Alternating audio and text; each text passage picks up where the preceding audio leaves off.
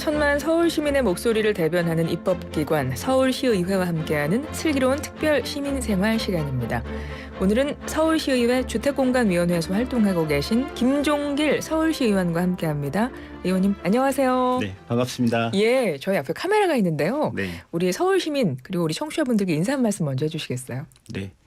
슬라생 애청자 여러분 그리고 서울 시민 여러분, 저는 여러분의 고민과 문제를 해결하기 위해서 진화하고 발전하는 김종길 서울시의원입니다. 반갑습니다. 어서 오십시오. 네, 계속 진화하고 계신 거예요? 네, 전 그렇게 생각하고 있습니다. 네. 의원님이 11대 서울시의회 활동 어느덧 반환점을 돌게 됐잖아요. 네. 전반기 활동 포함해서 그동안 활동 쭉 돌이켜보시면 어떠세요? 시간 진짜 빨리 갔고요. 진짜 빠르죠. 네, 이제 반환점을 넘어서 임기 말을 향해 가고 있어요. 네. 그러다 보니까 마음이 조금 더 급해지긴 해요. 제가 주민께 약속드렸던 내용들을 얼마만큼 잘 달성했는지도 점검을 했고요. 그걸 좀 더 조기에 앞당기기 위해서는 어떤 일을 해야 될지 전략도 수정했고요. 여러 가지 일들을 하고 있습니다. 그러다 보니까 정말 시간이 빨리 갔다 네. 생각이 되고요. 더 열심히 해야죠 뭐. 네, 네. 의원님이 서울시의회 입성하시기 전에 국회에서 일을 오래 하셨다고 들었습니다. 얼마나 하신 거예요? 아니 뭐 오래 했다기보다는요. 2010년도부터 일을 시작한 것 같아요. 중간중간 공공기관에서도 일을 하고요. 네. 뭐 그런 적은 있지만 2010년부터 어떻게 보면 대의민주주의 제도 아래서 일을 해왔고요. 그 경험과 양분을 바탕으로 제가 지방선거에 출마를 해서 네. 주민들 직접적으로 그 뜻을 따르고 있는 그런 행복한 시간을 보내고 있습니다. 2010년부터 하셨으면 굉장히 많이 오래 하신 거 아닌가요? 그런가요? 국회의원 보좌하는 역할도 하셨고 그러셨는데 직접 시의원이 돼보시니까 어떠세요? 어떤 차이가 있나요? 보람된 일을 하는 거는 큰 차이는 없습니다. 이제 대상이 큰 톱니바퀴 국회 같은 경우에는 전체 국민을 본다면 저도 그건 감안하고 있지만 서울 시민 그리고 영등포 주민이 혹시 소외되지 않는 그런 부분들을 챙기고 있고요. 그런 면에서는 대동소이합니다. 다만 제가 체감하는 장점은 네. 제가 국회의원님을 모시고 일할 때는 국회의원님한테 모든 성과에 그게 맞죠. 그분이 하신 일이고 저희는 스텝으로 일을 했고 저는 이제 국회의원분이 잘했어. 이번 네. 일은 정말 잘했고 국민들한테 만족감을 준 것 같아. 그게 저한테는 큰 어떻게 보면 동력이었는데요. 이제는 그 한 분이 아니라 우리 38만 영등포 구민들 그리고 1000만 시민들이 저런 건 참 잘했어. 이렇게 얘기해 주는 게 저한테는 꿈만 같은 일이죠. 네, 그런 부분이 가장 큰 장점이고 저를 좀 행복하게 일할 수 있는 동력이 되는 것 같습니다. 예, 실제 내가 의정활동을 통해서 뭔가 변화시키면 그것에서도 굉장히 보람을 느끼실 거고 그거를 인정해 주시고 또 칭찬해 주시면 네, 얼마나 뭐 기분이 좋으실까요? 칭찬은 고래도 춤추게 하니까요. 여러분 서울시의회 여러분 특히 영등포구가 네, 지역구시니까 네. 김종길 의원님 많이 칭찬해 주시기를 부탁드립니다. 바라고 그래도 또 서울시 의원을 직접 하다 보니까 어려운 점도 있으실 것 같아요. 어려운 점이요. 네. 이제 칭찬도 많지만 네. 이제 그렇죠. 예, 원망도 많으실 수 있고 그런 것들은 제가 이 자리에서 여러분들 대신해서 일하게 되는 숙명이고요. 그걸 정말 슬기롭게 네. 이겨내고 또 그분들을 이렇게 불만을 갖고 계신 분들도 만족할 수 있게끔 전환시키는 게 제 역할이기 때문에 그것도 피하지 않고 있고요. 네, 마주하고 있습니다. 네, 의정 활동하시면서 종종 인터뷰를 하셨더라고요. 보니까 아이 키우기 좋은 도시를 약속하셨어요.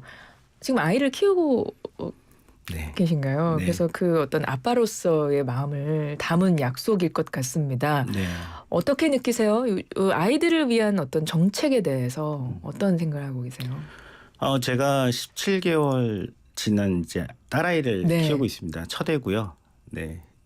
그 전에 제가 지방선거를 출마할 때는 미혼이었어요. 그래서 우리 동네 특성을 좀 살펴보고 우리 동네 주민들이 원하는 목소리가 뭘까를 생각했을 때 저희 영등포구 같은 경우에는 교육에 대해서 굉장히 니즈가 많으신데 제도나 인프라들이 따라오지 못했어요. 그러다 보니까 교육, 아이 양육 이런 거에 좀 주안점을 두고 의정활동을 해야겠다. 라는 생각을 했고요. 네. 그때는 저는 아무것도 모르고 그런 얘기 한 것 같아요. 아이 나보고 네, 네. 부모가 돼 보니까 네.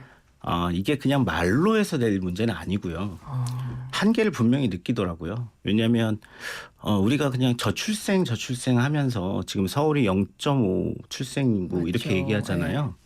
이거를 어떤 정치인이 해결할 수 있겠어요? 어렵죠. 네, 정치는 저는 그 공공에서의 마중물 어떤 정책적인 목표를 유도하기 위한 이 정도의 한계를 갖고 있고 가정, 민간, 기업 전체적으로는 사회 구성을 하고 있는 모든 분들의 각자의 롤이 잘 운영이 됐을 때 그 시스템이 만들어지는데 네, 네. 그게 생각보다 빠르지 않을 수 있잖아요. 아, 그렇죠. 그런 것들을 볼 때는 좀 한계를 느끼죠. 하지만 이게 한계이자 도전 과제라고 생각해서 그런 것들을 좀 더 빨리 달성할 수 있게끔 유도하는 게 공공의 역할이고 그 공공의 일부분을 하고 있는 서울시의원의 역할이다라고 생각하고 열심히 일을 하려고 하고 있습니다. 네. 네, 네.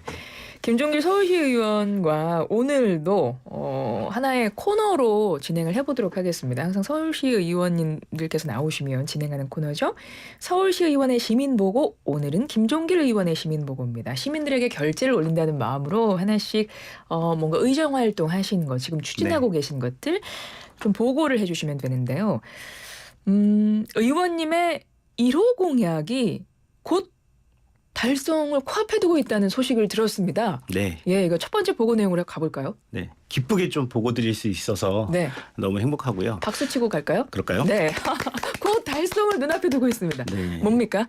제가 서울 상상나라라는 어린이 복합 문화 체험 시설을 영등포에 유치하겠다라는 공약을 1호로 드렸습니다. 네.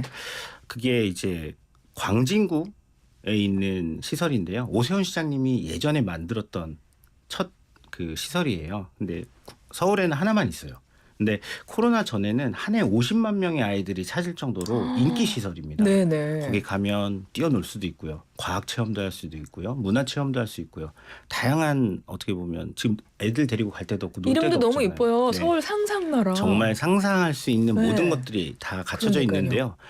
거기에만 있으니까 좀 한계가 있더라고요. 너무 멀고. 그러네요. 예, 그래서 서남권에 하나 있었으면 좋겠다를 공약으로 했고 그게 영등포였으면 좋겠다. 그래서 오세훈 시장님한테 제안을 드렸죠. 시장님이 만들어 놓으신 좋은 이 인프라가 왜 하나만 있어만 되냐. 서남권 아이들한테도 그런 접근성을 좀 보장해 달라. 그래서 제 공약이 오세훈 시장님의 공약으로 채택이 됐고 그렇게 해서 급물살을 타면서 네. 23년도 11월 달에 상상나라를 조성하겠다라는 걸 오세훈 시장이 밝혔고요. 네. 이제는 설계를 앞두고 있고 내년도에 착공에 들어갑니다. 그래서 곧 달성된다기보다는 저는 이미 달성됐다고 생각합니다. 네, 이제 착공 들어가면 금방입니다.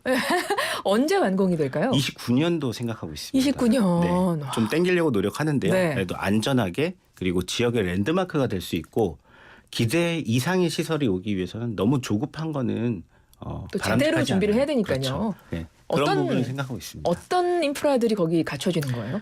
육아하는 데 필요한 모든 인프라라고 생각하시면 됩니다. 제가 공약했던 서울 상상나라에 더해서 네. 묻고 더블로가 막 이런 거 있었잖아요. 더블로 가는군요. 네. 네. 오세훈 시장님이 저출생 대책을 한번 묶어보자 이런 제안을 주셨고 거기에 임대주택도 넣고 또 키움센터 방과 후 돌봄해주는 네네. 그리고 국공립 어린이집 오. 그다음에 어린이 병원 학원 뭐 이런 것까지 다 넣어서 아이 키울 때 부모들이 원하는 양육에 관련된 인프라는 한 곳에 모아보자.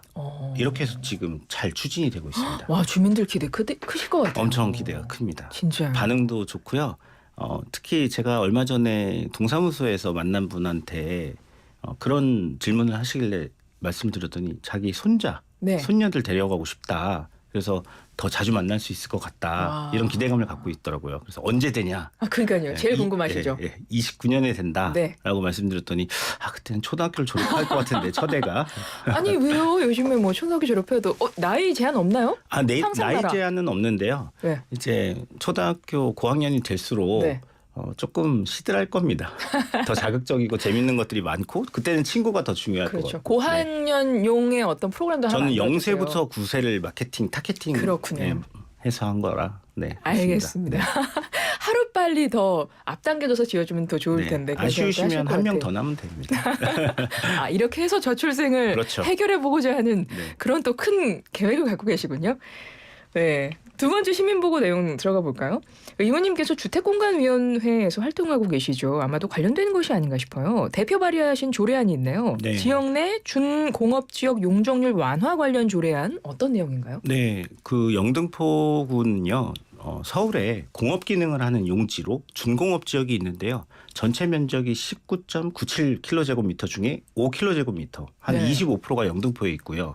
그 중에 대부분이 제 지역에 있습니다. 아. 그래서 용도가 산업 기능을 담당하는 공장이 들어오는 토지예요. 네. 근데 영등포를 와보신 분은 아시겠지만 이제 공장은 산업이 재편되면서 굴뚝 공장은 없어지고요.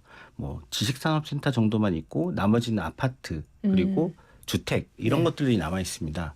근데 30년 정도가 되니 이제 이런 것들을 정비를 해야 되는데 아. 공장에 맞춰진 제도 하에서는 용적률을 250%밖에 인정을 안 해주고 있었습니다. 그걸 제 조례로 400%까지 늘려서 중공업 지역의 주거 정비 사업도 사업성을 굉장히 제고시켰고 그거를 기화로 이제 생활 SOC도 확충될 수 있는 이런 제도를 만들었다고 보시면 됩니다. 용적률과 제한이 완화되는 거잖아요. 그 그쵸. 규제가 완화되는 네, 거면 영등포에 어떤 변화가 생길 걸로 기대하세요? 영등포가요. 서울 25개 자치구 중에 정비 사업이 가장 많은 도시입니다. 한 117개 정도가 있고요. 작은 네. 것까지 합치면. 네. 근데 속도는 빠르지 않아요. 그 이유는 이런 규제 때문이었습니다. 잘 아시겠지만 인건비, 재료 상승, 이제 평당 공사 단가가 예전에 몇 년 전만 해도 600만 원 이랬는데요. 네. 지금은 800, 900조도 다들 네. 갸우뚱해요. 그러다 보니까 250% 용적률로는 사업성이 굉장히 안 좋아서 다들 못 하고 있었어요. 네. 근데 이 조례가 바뀌면서 이제 할 수 있겠다. 정비 계획이 변경을 하고 있고 이제 정비 계획을 승인 받고 사업이 들어가면 이제 그동안 정체된 정비 사업들이 추진되면서 우리가 부족한 도로, 주차 시설, 그다음에 공원, 문화 복지 시설 이런 것들이 어떻게 보면 기부 체납이나 이런 공공기여로서 확충이 되면 그 해당지에 살고 계시는 소유자분뿐만 아니라 그 인근에 있는 주민들이 다 편익을 볼 수 있는 이런 선선한 구조가 만들어지고 네, 네. 이게 지역 발전을 견인하는 동력이 될 거라고 생각합니다. 그렇군요. 세 번째 시민보고로 넘어가 볼까요? 전반기에 교통위원회에서 활동을 하셨잖아요. 네, 그렇습니다. 당시 이야기를 가져오셨네요. 네. 어떤 건가요? 저는 그러니까 대중교통이 우리 서울 시민들의 발이잖아요. 그렇죠. 그래서 건강해야 되고 효율적이어야 된다고 생각을 하는데요. 서울교통공사 16,000명이 일하고 있고요. 지방 최대 공기업입니다. 정말 오늘도 이 눈 오는 날씨에 시민들 수송을 위해서 굉장히 열심히 일하시는 분들인데요. 그렇죠. 그 중에 일부는 그 일을 좀 등한시하고 이런 분들이 분명 계셨고요. 고용노동부의 근로감독을 통해서 확인된 게 근로시간 면제제도, 타임오프 제도를 악용해서 32명만 사용할 수 있었던 걸 10배, 311명이 사용했고 자기가 근로시간 면제를 받는 시간 외에는 근무를 해야 되는데 근무를 하지 않고 근무지를 이탈하고 일하지 않고 동료에게 일을 전가했다라는 것들이 밝혀졌습니다. 네, 네. 그래서 지금 파면 해임에 된 분들이 있고요. 그분들이 지금 부당해고다라고 해서 서울시는 얼마 전에 서울교통공사와 함께 행정소송에 돌입했습니다. 저는 서울 시민의 기준에서는 그분들 분명히 일벌백계를 해야 되고요. 그게 서울 공기업뿐만 아니라 지방 공기업 어떻게 보면 시민들 그리고 국민들의 충복이어야 될 사람들의 자세를 한번 새로 고치는데 큰 의미가 있는 일이라고 생각합니다. 네. 그래서 타임오프제도 실태를 강하게 지적하셨고 그 이후에 조금 많은 변화를 이끌어내신 것 같습니다. 서울시의회 의원들께서 나오시면 마지막 질문은 항상 제가 땡땡땡으로 드리거든요. 소문은 들으실지 모르겠지만 가장 어려워하시는 질문이기도 합니다. 김종길 서울시 의원의 의정 아이콘은 땡땡땡이다. 어떻게 채워주실까요? 혹시 제 답변을 누군가 먼저 했다면 알려주십시오. 네, 저는 김종길은 서울시 의회 내비게이션이다. 처음입니다. 처음입니까? 내비게이션 없었습니다. 다행입니다. 우리가 모르는 길, 그리고 가야 할 길에 대한 목적지를 입력을 하면 빠른 길, 무료도로 그리고 뭐 이렇게 경치 좋은 길 굉장히 다양한 길을 안내하잖아요. 우리 서울 시민들 그리고 영등포 주민들이 원하시는 목적지까지 제가 적합한 길을 네. 안내할 수 있는 내비게이션이 되고자 일을 열심히 하도록 하겠습니다. 네, 우리 김종길 서울시 의원님, 아까도 제가 그 저출생 문제 해결과 관련해서 이분은 다 계획이 있으시구나 생각했는데 내비게이션도 김종길이라는 성함에서 연결된 뭔가 계획된 것이 아닌가라는 생각이 듭니다. 이름 덕을 보네요. 생각하고 하신 거죠? 아니, 그것까지는 의도 안 했는데요. 네, 너무 잘 어울리시네요. 잘 해석해 주신 것 같습니다. 네. 서울 시민들의 내비게이션이시고 앞으로도 더 좋은 성능의 내비게이션이 되고자 하시는 김종길 서울시의원과 함께했습니다. 고맙습니다. 네, 감사합니다.